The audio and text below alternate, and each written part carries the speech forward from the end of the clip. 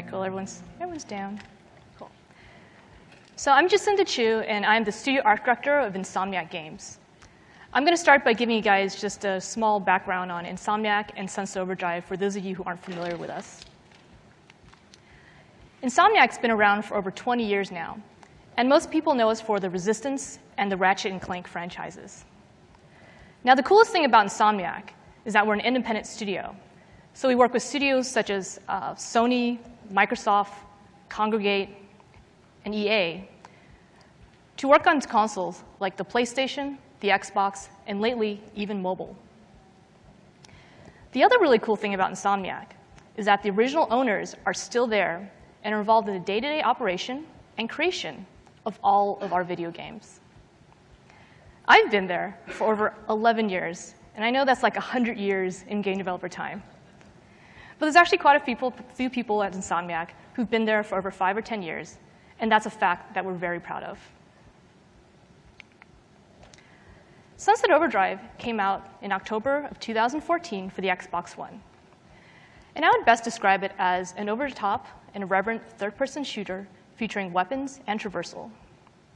And here's a gameplay clip for those of you guys who haven't seen the game. Oh, damn!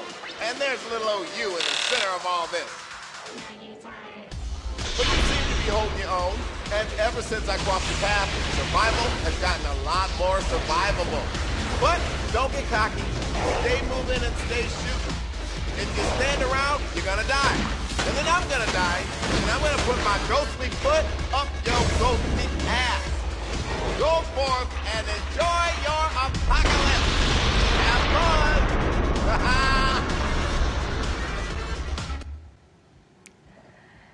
Sunset Overdrive was nominated for Outstanding Art and Animation by DICE, Best Real-Time Effects in a Video Game by VES, and won Best Xbox One Game of 2014 from IGN. Those are just some of the awards and nominations that Sunset Overdrive has gotten over the past year.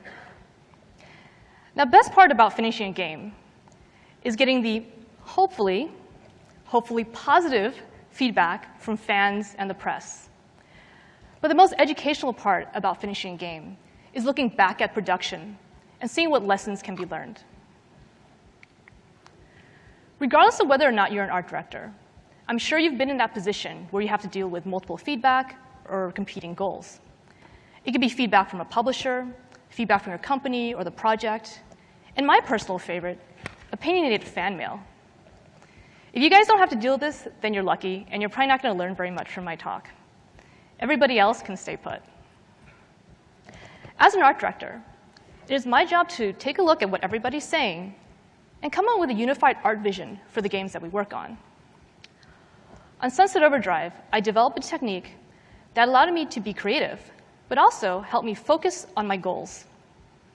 And Sunset Overdrive was definitely a project that needed to focus. In December of 2012, after 1 year of pre-production, we had not resolved the character, rendering, or environment style of Sunset Overdrive. This is what the game looked like after 1 year of pre-production. As you can see, we had established a very simple moveset, and we'd done a very simple rough of the city. What you don't see, though, is anything resembling an art style. The entire art and animation team was going to roll over, and we were not ready to start production. I, on the other hand, was ready to buy a one-way ticket to Mexico.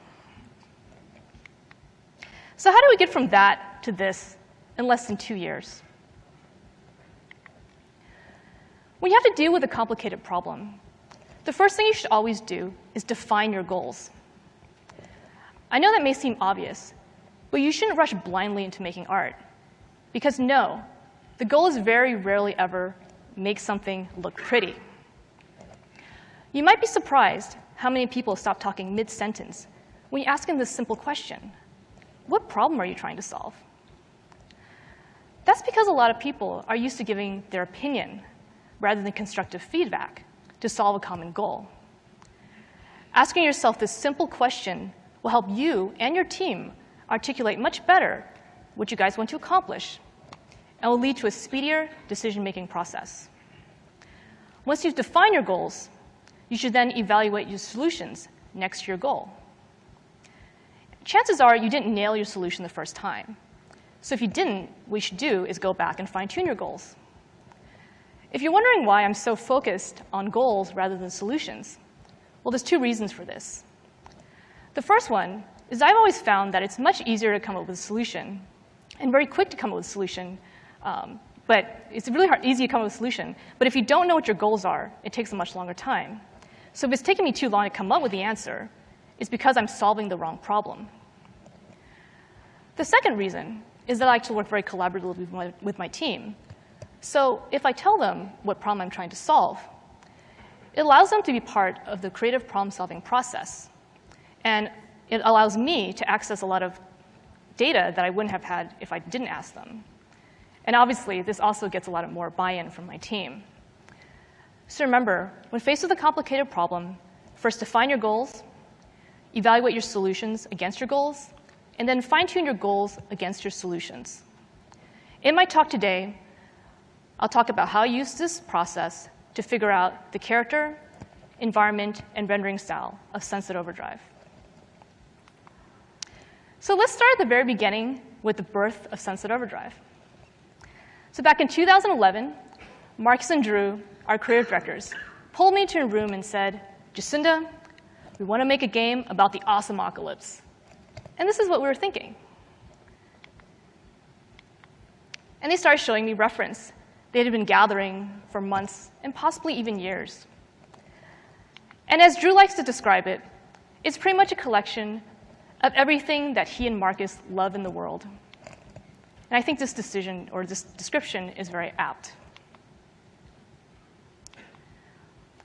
Now, if you look at the reference, you'll see that there's nothing here pointing to any kind of art style.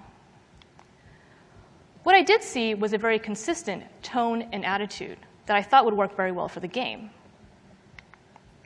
All the reference felt irreverent, celebratory, and fun. We also added velocity as kind of a tone goal because that referred to our animation and our parkour-like traversal system. So we set this as a tone goal for our game. So how do you get from all this crazy reference to a unified art vision? Let's talk about character style development. I went back and looked at all the reference that had been given to me. And rock and roll kept coming up over and over again. We looked at Iggy Pop, Keith Richards, and other early iconic rock stars. They had a fuck you, confident, and irreverent attitude that was really consistent with the game that we were trying to make.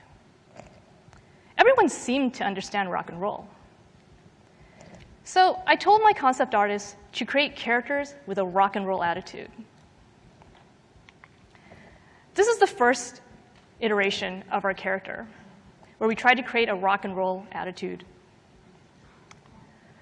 This is what an early screen cap of the game looked like when we ran it through After Effects to figure out what kind of rendering we wanted to try.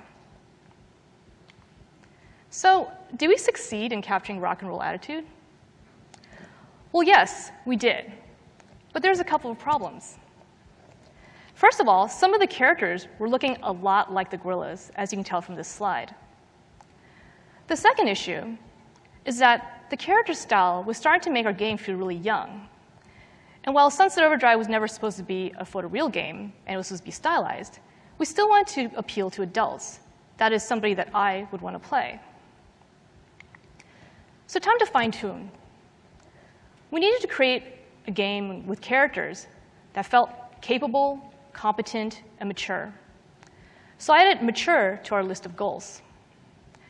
I didn't add don't be derivative because that's obvious. So as a side note, when you guys are creating goals, it's not an exhaustive list. I see it more as a list of touch tones and things you kind of want to focus on. I also try to keep my goals really simple, so I use phrases and short words. And that makes it easy for you to remember, but also easy for your team to remember as well. So moving forward, we wanted to create characters with a rock and roll attitude and that also felt mature.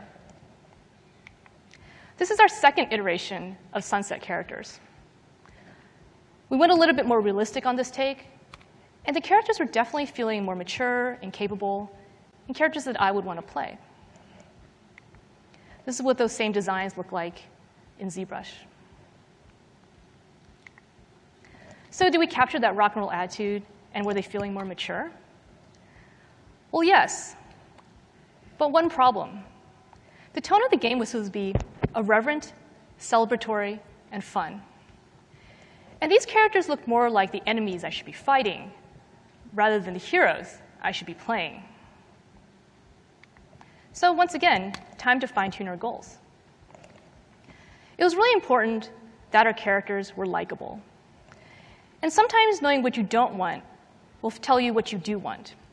So moving forward, we need to create characters that had the attitude and that had the maturity and the likability of Sunset Overdrive. It's our third iteration. So again, we went a little bit more realistic, and then we really started to push the fashion. We knew that fashion was going to be a big part of Sunset Overdrive, and we wanted to start incorporating it into our character design. Did we succeed this time? Well, as usual, yes, we did, but not really. Because again, the tone of our game was supposed to be irreverent, celebratory, and fun. And this guy looked like someone who would be enforcing all the laws rather than breaking all the rules. Time to fine-tune again.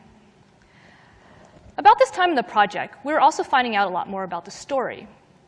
And we discovered that the main character in the game actually starts out rather aimless in life and doesn't find himself till the Alpha-Apocalypse happens. Our characters had to go through this journey and transformation and deliver his lines in a believable way. So it was essential that our characters look like underdogs. So we added that to our list of goals. At this point, I also removed rock and roll attitude from my list of goals. This is because it didn't really come up too much as we were doing the character designs. Rock and roll also meant different things to different people. And I honestly think this has to do with what year you were born in. Some people thought we were making a rhythm game, and then other people thought we were actually making rock stars. Neither one of these was true. So rock and roll was too vague to be used as a good descriptor. At the end of the day, rock and roll attitude was going to come from things like music, animation, and the writing, and less so from the character designs themselves. Sunset Overdrive characters had to be mature, likable, and underdogs, which is how we came up with character iteration number 4. So did we finally succeed in hitting our goals? Yes, yes we did. And this is the first time during production that we had the aha moment, where we felt we had finally captured the attitude and tone of the game with our character design. But if we hadn't had a logical thought process, we wouldn't have had a safe place from which to explore and test all of our goals and really stretch and pull it to see that we've tried every single possibility. Once we figured out the style that we wanted for our characters, it was much easier to rinse and repeat and create all the other heads that are going to be in the character customization system. These are just a few of the heads that are in our character customization system. And here's some renders of our characters in game. Fashion was important from day one. The problem with fashion, though, was trying to explain to everyone else what sunset fashion actually meant. And in this case, goal setting was really important because we needed to come up with something specific enough that people could understand what we were trying to do. So once again, I looked through all of that reference that had been given to me, and I started pulling out things that had to do with fashion. We looked at the warriors, Harajuku style, Clockwork Orange, and the gorillas. All the outfits in these images combined clothing in irreverent and unexpected ways. Internally, we started calling this phenomenon cultural mashup. In case you guys haven't noticed, on this project, we really like coming up with cute names and new words for everything, which may or may not have gotten us into trouble in the first place. Because obviously, I told my concept artists to create clothing that had cultural mashup. And as you probably find out, this worked out really well. So these are some of our original costume designs that we created. They were certainly interesting and felt very unique. The problem was, though, was that a lot of people looked at them and thought they were just crazy. So what was it about Clockwork Orange and the gorillas' wardrobes that people thought were cool? And why was it that when we tried to do it, people just thought we were crazy? So I really had to do some research and figure out what was it about those outfits that were relatable. Because I think what was driving people away from our designs was that they weren't relatable at all. So I looked at our reference and started playing around with how to make things relatable. And I discovered that cultural mashup really means that I'm actually playing with relatability. So I broke cultural mashup into 3 different clothing buckets: mainstream, street, and costume. And each of these buckets has a different level of relatability. Mainstream clothes are the most relatable out of all the clothing. This is clothing any normal person would wear, so if I see someone walking down the street wearing normal clothes, I wouldn't give them a second look because I accept them. Street clothing is somewhat relatable, and it emerges from the streets and not normally from the factory. So emo, goth, and rockabilly are really good examples of street clothing. And costume is the least relatable out of all the buckets. This is clothing that normally comes from a particular occasion, culture, or time period. So if I see someone walking down the street wearing a kilt or a clown outfit, I'd probably give them a second look and wondering why they were wearing that in broad daylight. So at the end of the day, Sunset Overdrive fashion needs to be more relatable. So they need to have a mainstream and street foundation, with 1 or 2 costume elements added on top of it to give it that extra Sunset City flair. Once I figured out what it meant to make cultural mashup, it was much easier to explain and art direct things to my concept artist. Here's some of the final designs for our outfits in Sunset Overdrive. If you look on the very left, you'll see that there's this devil girl, and she's wearing the blazer, the skinny jeans, and the Converse. And that's what I would consider street fashion. It's mostly relatable, and looks really cool. But once we add the face paint, the horns, and the wings to her outfit, it turns the entire design on its head. That's because it's the juxtaposition between the ordinary and the extraordinary that makes it both relatable and compelling at the same time. And this is the essence of Sunset Overdrive fashion. And here's some renders of some of our final in-game models.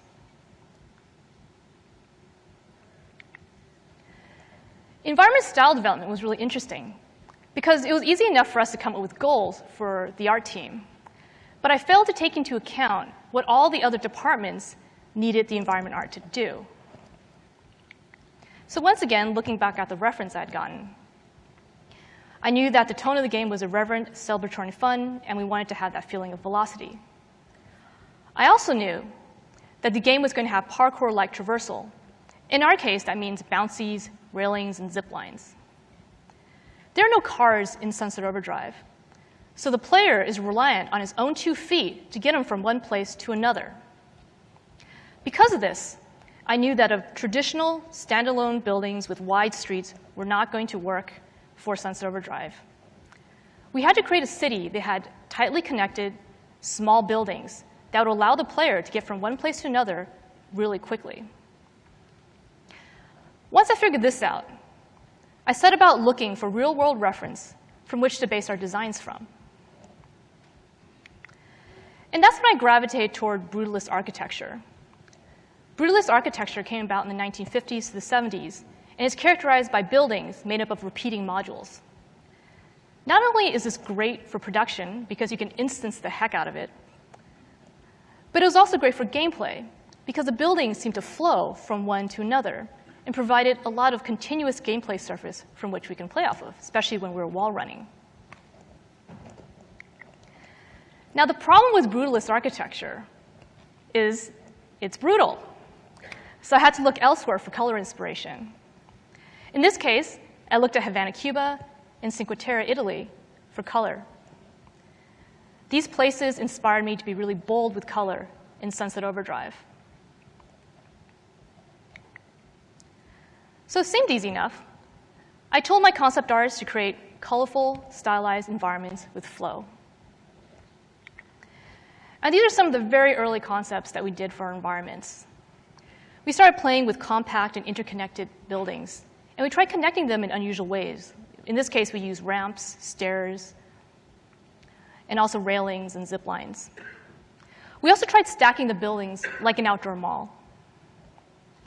At the same time we were doing this, the designers were working on their metrics level. And this is where they figured out things like run speeds, jump heights, lengths of walls, rails, things like that. In the next step, we combined the art with the metrics level. And this is the point of the project where the artists are high-fiving each other and congratulating themselves for nailing it. No need to fine-tune our goals, no siree. The problem was, though, the designers took one look at our little test and declared it unplayable. This blew our minds because the artists were used to taking designer roughs and giving it a nice art pass. The art department is very much like the girlfriend who gives her boyfriend, the design department, a makeover and throws away all his game development t-shirts. It's a real thing. Sunset Overdrive was unlike any project we'd ever worked on because the environments were so tied to the metrics. The problem was, though, if we had to adhere to all these different metrics, how are we ever going to make the environments look anything like the concepts? So we realized that whatever style we came up with had to be playable. And I know some of you might be thinking, well, duh, you're making a game. That's super obvious. But think about it. If you're making a first-person shooter or a third-person shooter, you really only have to worry about the floor, the occasional piece of cover, and then the walls are really just boundaries that keep you inside the level. In a game like Sunset Overdrive, you're pretty much traversing in 3 dimensions. You can walk on all the floors, you can walk on almost every single wall, and you can walk on every single rooftop. So we had to consider the metrics in all 3 dimensions, and that's something we'd never had to deal with before. So that told me that we had to work much more closely with the designers to make sure that we adhere to every single metric that was required to make Sunset Overdrive a fun game. So on our next iteration, we went from the designer rough on the left to the final on the right. Did we succeed in designing a colorful, playable environment with flow? Well, yes, we did. The problem was, though, it had taken us almost 6 months to create 10% of the game. There was no way we were going to ever ship the game. We had something like a year and a half left in production and 90% of the game to make. It's time to fine-tune our goals. It didn't matter how good the game looked or how well it played if it wasn't production-friendly. We had to be able to hit our goals. Our normal production process was normally a downstream type of process. So it means that the designers would do a rough, and there was a handoff period, and then the artist would keep polishing until it was done. The problem with that, though, was because the metrics were so important that it was really hard for us to get together and make all the changes that were necessary. There's often an elaborate negotiation process that took place. So it kind of bound us into an unholy 3-legged race. For my part, I was having problems controlling every single pixel on screen because I, too, was hamstrung by the metrics of the game. So I really started to rethink my goals as well. And I realized that I didn't have to control every pixel on screen. All I really needed was the environments to be stylized. And since the environments were so tied to the metrics, the environments were going to be stylized no matter what, because the gameplay was so unique. Once I gave up a bit of control and removed myself as a roadblock, we were able to come up with a lot more collaborative of a process. So what we ended up doing was more of a downstream, upstream type of process, where the artists and designers work very closely all the way throughout to create the environments. We started the process traditionally enough, where the designers would do a rough, in this case, put down the 20 or 30 meter rough blocks to indicate the city blocks. And then in the next phase, the artists would join them, and they'd work on the golden path and the implied traversal. The golden path is the invisible expressway that connects one part of the city to another. And you could see it here by the red lines. is not something that you can see on a map, but it allows all the players to move very quickly around the city. So it's kind of an instinctive thing, but it's all by design. The implied traversal refers to things like the bouncy cars, the railings, and the zip lines. Once the designers figured out the gameplay, the artists went through and placed all the implied traversal. In the next step, the designers would further refine the golden path as they were playtesting. And since the geometry was still fairly rough, they were able to make all the metric changes that they needed to make. At the same time, the artists would start going in to the rough and start doing a light theming pass on everything. In the next phase, the concept artists would go in and do a paint-over of key sections of each area. There's an interesting thing about concept on Sunset Overdrive. In the case of environments, we didn't expect the concept artist to understand all of the metrics of the gameplay. This is because it was impossible. You really need to be in the game and working in 3D and playing it almost every day for you to really understand how to paint something that was going to be a blueprint for the game. And I didn't think that was even possible. There's just too many variables.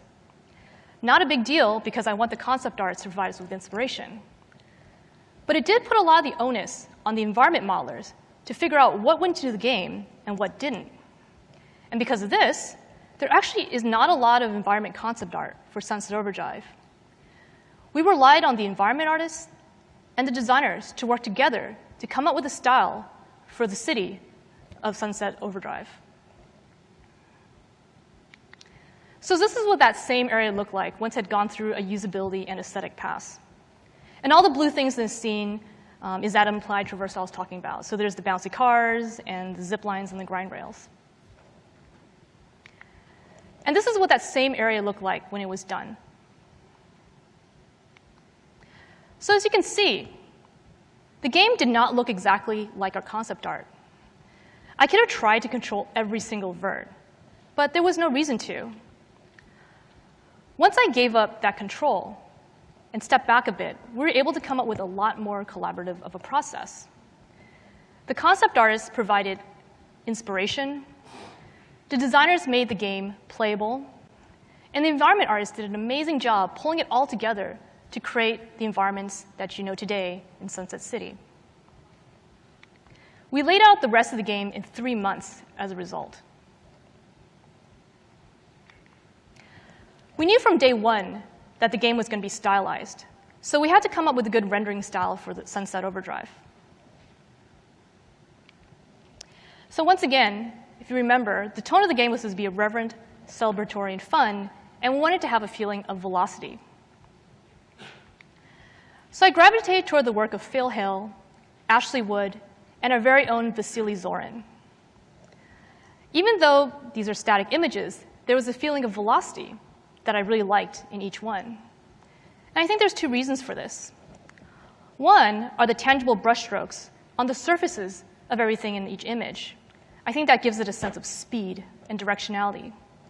And secondly, I love the fact that the brushstrokes were breaking the silhouette of all the objects in the scene, and that also contributed to that sense of velocity. So I thought we could make a game that had something akin to a moving illustration. That's what I wanted our game to look like. The second thing that I knew about our rendering was that we were one of the few Xbox One games coming out for 2014.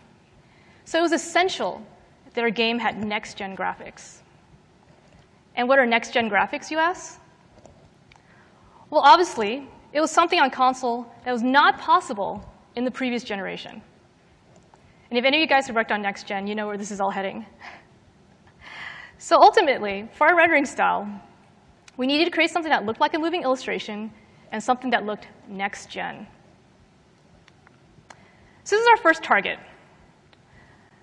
We made sure that everything in the target had tangible brushstrokes like our reference. And then we also made sure that there is silhouette breaking brushstrokes on all the characters and environment pieces. So the first thing we tried was the most low-tech way. We tried a 3D brushstroke. And you can see the original model on the left. You can see in the wireframe mode on the right that we use these cards with brushstrokes on them that we actually attach to the model. And in the center, you can see what that final render looks like. It's doing a pretty good imitation of the Phil Hill painting. This is what that same image looked like when it's moving. A couple problems, though. It was pretty obvious how we did it, because obviously the brushstrokes were not moving in screen space. We also had lighting and sorting issues. I also had no idea how we were going to place cards on all the environment and character pieces the entire game. And most troubling of all, it would have been an overdraw nightmare. So did we succeed in hitting all of our goals? Well, yes, but besides all the other issues that we had, the overdraw thing was a problem. And I've been in enough meetings with the core engineers on our team that I knew that we were not going to be able to draw this. Didn't matter if it was next gen or not. So I had to fine-tune our goals. So no matter what we do with the rendering, it had to be performant. It had to run on the Xbox One. So we added that to our list. The second thing we tried were runtime brushstrokes. And when we started doing the runtime brushstrokes, we enlisted the help of our engineering team. This is a really, really early pass, so obviously there's no polish applied to this. I think the engineers would actually be really sad that I'm showing this. So let's go play. Oops, hold on a second. It wants to play. Oh, no. Oh, there we go. So I think a couple things are working here. If you look at the palm fronds in the back, you can see that the brushstrokes were following the form of the fronds. We weren't able to do this on the buildings, though, because the buildings don't really have much of a directionality. We also weren't able to do any fine detail because everything was kind of hazy. And then worst of all was we were creating a hazy outline around all of the artwork. So I think this would have been a gameplay nightmare. So did we succeed in hitting our goals? Well, I think we could have made it performant if we had taken time to optimize the code. But the problem was we had created something that I didn't even think I'd want to play because everything was so hazy. So again, I realized that our rendering style had to be usable. Sunset Overdrive had to be a game first and a piece of artwork second. So we had to create something that was usable. So on our next attempt, we took every frame of the game and ran it through a paintbrush stroke filter. We definitely solved the usability issue because there weren't any silhouette-breaking brushstrokes. The problem was, though, the effect was so subtle, I didn't think it was worth the effort of even running it. So did we succeed in hitting all of our goals? Well, kind of, but the problem was I feel like we were really losing our way. At this point in the project, we had created tech demo after tech demo after tech demo. But the problem was, next-gen graphics normally refers to photoreal, and that clearly didn't apply to Sunset Overdrive. And if I went off the definition of never been seen before, well, clearly we had made a bunch of things that had never been seen before, but they weren't things I actually wanted to play. So I realized that next-gen graphics was a horrible goal for us, and that we really need to just take it off the table and stop looking at it so much. Sunset Overdrive rendering really had to look like a moving illustration. It had to be performant and usable. So we created 3 final tests to try. The first one was runtime brushstrokes. Again, our publisher wanted to take another crack at our technology and see if they can refine it and do, hopefully, a better result. The second solution was doing more of a comic book style, which is a black outline with a pencil hatch interior. And this was supposed to simulate a comic book or perhaps a vintage rock poster. And then our third idea was doing a static brushstroke, and that was the simplest idea of all. So this is what the second run-through of runtime brushstrokes look like. As you can see, there's some pretty cool things happening in the background. The railing and the wire looks just like a painting. And it's definitely felt more refined. But the problem was it still had the same hazy outline, so we were always going to have that usability issue. So this solution was a no-go. Our second solution was doing that comic book rendering style. And again, this was the black outline with the pencil hatch interior. This solution looked pretty cool. But the problem was the black outline was flattening everything out. So it wasn't really leveraging the power of our engine. Our engine does lighting and surfacing really well. And if we went this route, we wouldn't really be using our engine very much.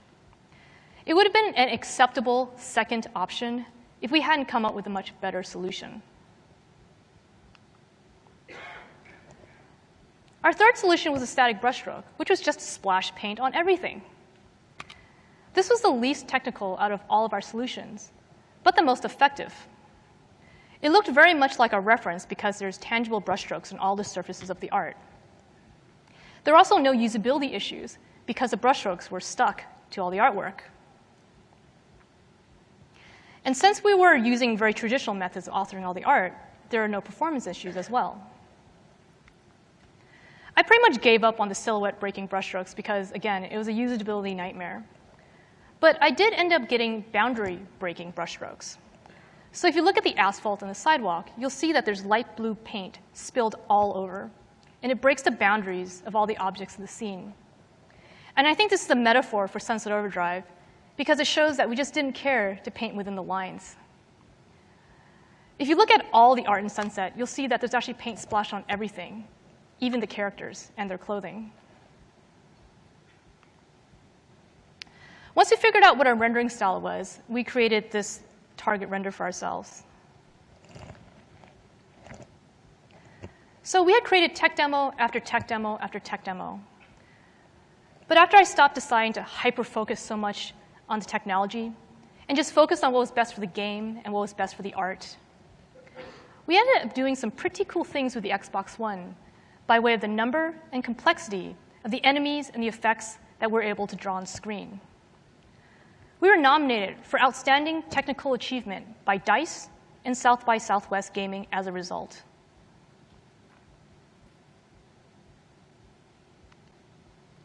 So remember, when faced with a complex problem, you should define your goals. Then you should evaluate your solutions against your goals. And then you should fine-tune your goals against your solutions if you didn't get what you wanted. And if you want to remember that more easily, you can always think of the initials DEF, short for define. Even knowing what I know now, I don't think we would have nailed the Sunset Overdrive style on the first try. Developing a new stylized IP is challenging at the best of times, and Sunset Overdrive was no different. By defining, evaluating, and fine-tuning our goals and solutions, I was able to make speedier decisions in an often chaotic process. But it's not about control. As you can see, some of our best ideas came from our accidents and our experiments. But having a logical thought process helped me embrace the chaos. And I hope my talk will help you guys embrace the chaos as well. Thank you.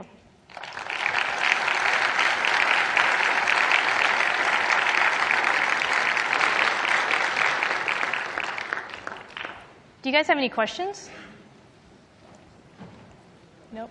No questions, right?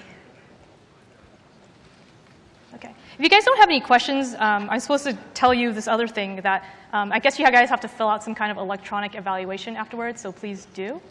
And then if you guys are interested in hearing more about Sunset Overdrive, there's a there's a question. Okay, but let me, what's up? So I have the questions like you list all this design, different kind of design like character, environment, and rendering in this chronological ordering. But I think during the production, you and your team may work them at the same time, the character and environment design at the same time. I'm wondering like how you actually operate the workflow when you have to work all the aspects of the game, all the aspects of the art at the same time. So the question was, when I showed everything, it looked like it was kind of in some kind of chronology. But the question was, how do we do everything all at once, and what's the workflow like? And honestly, we actually did all this at the same time. I just broke it down so it was easy to understand. And I'm not really sure how else to explain it, I guess. That's kind of the nature of game development. I'm actually overseeing all of these teams at the same time. Okay. Thank cool. you. Thanks. Sure. A question over there. My question is, do you ever come up with some roadblocks in terms of budgeting? So when, for example, you came up with this awesome solution and this is the way to do it, but we need like 2 extra weeks or I don't know, this much extra money, and the executives are like, you hit a wall at some point where you can't accomplish what you want to accomplish because of some constraints out of your hands. And that is not about performance or code, but it's about like budgeting or timing or things like that. Okay, so the question was if we ever ran into budgeting constraints when we came up with our ideas and stuff. Or time. Or timing. I think we always try to work within the budgets and the time frame. So I think at this point we can kind of say, well, we may give ourselves like a year to do pre-production, and during that year we know we have to resolve like X problem by the end. And the way we kind of check ourselves is you have to make sure that there's deliverables every step of the way. And then that's kind of how you figure out the budget too, because maybe if you're halfway through and you're also halfway through your money, but you're only 10% of the way through the solution, you'll have to start going with your plan B, which is why, as you saw, we came up with a lot of different solutions and had a lot of backup plans too, because if, for example, our rendering style hadn't worked, we had a couple plan Bs.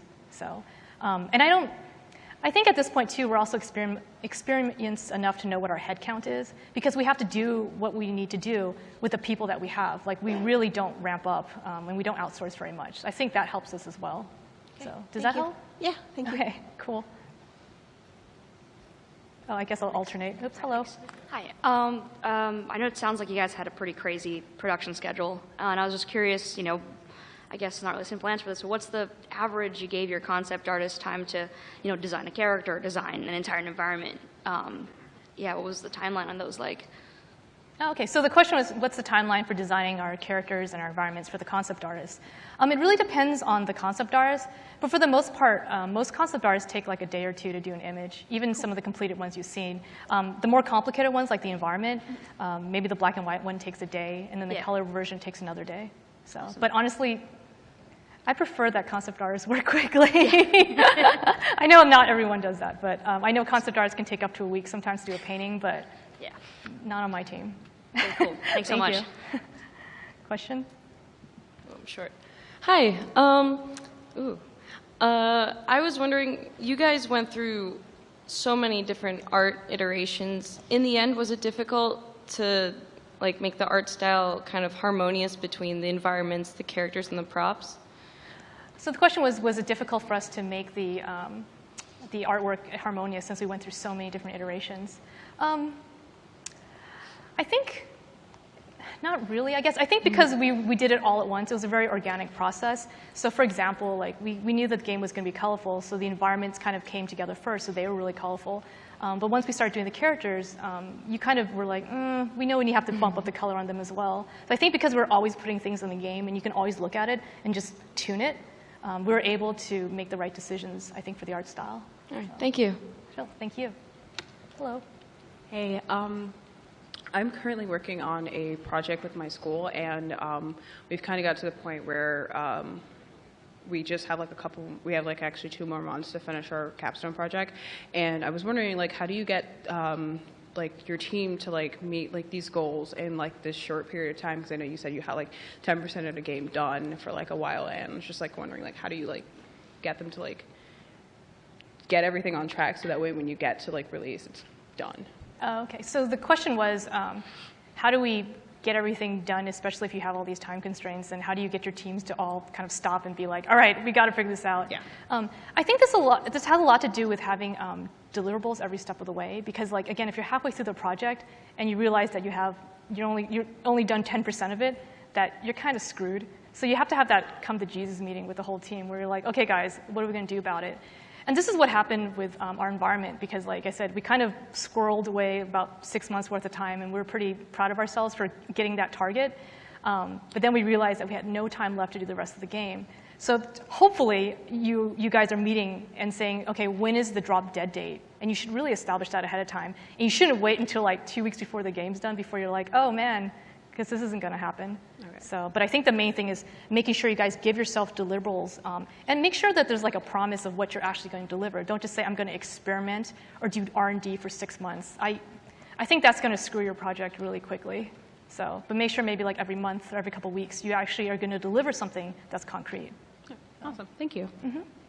Any other questions? Oh, here's one. Hi. The Hello. Plan C static brushstrokes that you guys came up with, was that finalized in pre-production, or did you have to go do like a texture pass at the end of the project to hit that? That actually happened, I think, kind of in the middle of production. So like maybe a year and a half, 2 years into the project. So obviously, I don't recommend kind of doing how we did it, because I mean, in a perfect world, you get everything done during pre-production, but we clearly didn't, and we had to have a ton of those come to Jesus meetings. But we definitely did it maybe about 6 months into production. So. And just curious, was that a post-process, or was that within your textures? That was done on our textures, and that's a great segue because one of my environment artists is actually going to be speaking about how we textured the environments on Friday, and his talk is at 11:30. So you should definitely check it out. It's cool. Very cool, and it shows you what you can come up with when you're under a time constraint, because his technique actually allowed us to finish the game really, really quickly. So Thank you. Sure. Anybody else? And then one other talk I'm going to promote is we're going to talk about character customization as well at 10 in the morning on Friday. So that's another Sunset talk for you guys if you guys are interested. So thank you. Oh, You have no problem. you had a question? Sorry. I think you already said this, but what artist did you reference? The name? What are the names of the artists that you referenced for velocity and motion? Oh, it was Phil Hale, Ashley Hale. Wood, and then Vasily Zorin, and he was one of our concept artists. Okay, thank you. Sure. Thanks, guys.